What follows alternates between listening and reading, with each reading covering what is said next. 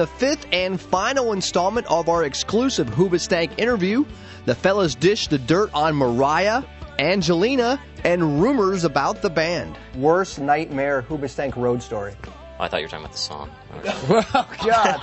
That's right. That is it. Our worst nightmare Hoobastank road story? Yeah. Jeez.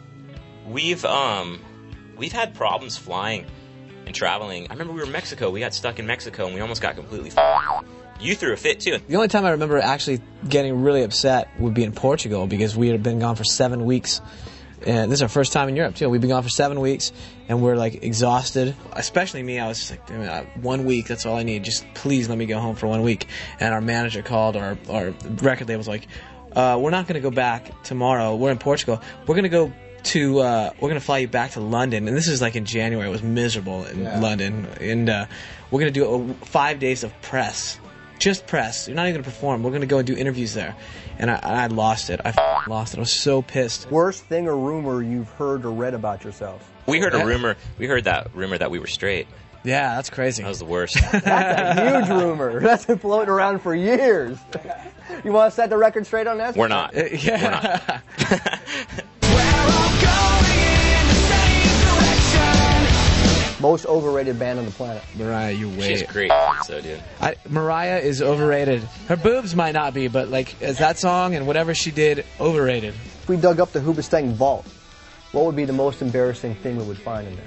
Probably a lot of stuff. Yeah, all of it. You know most of it, actually.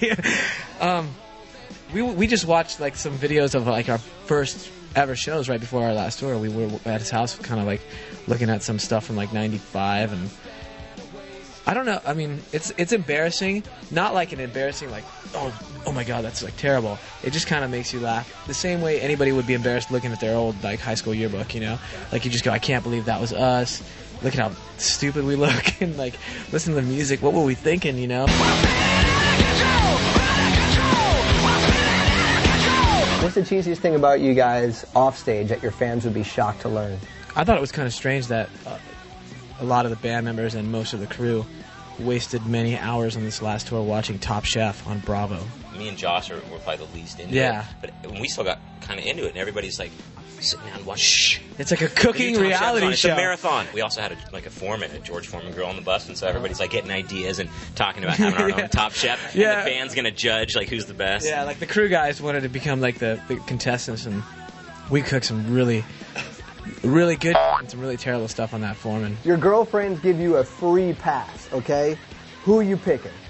In the world? Yeah, in the world. You got a free pass. One night only. It's not like a pyramid where you go and at the very top of hotness, there's one girl. It's more like a building, you know? Like the top floor of hotness, there's still 1,000 people on each floor. Like, you know, there's still all these people who are equally hot. You guys were already celebrities, right? So, I mean, that doesn't count, right?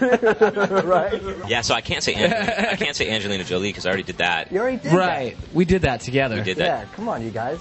We did it as a band. You know, honestly, that's the most, like, I guess cliche and obvious answer.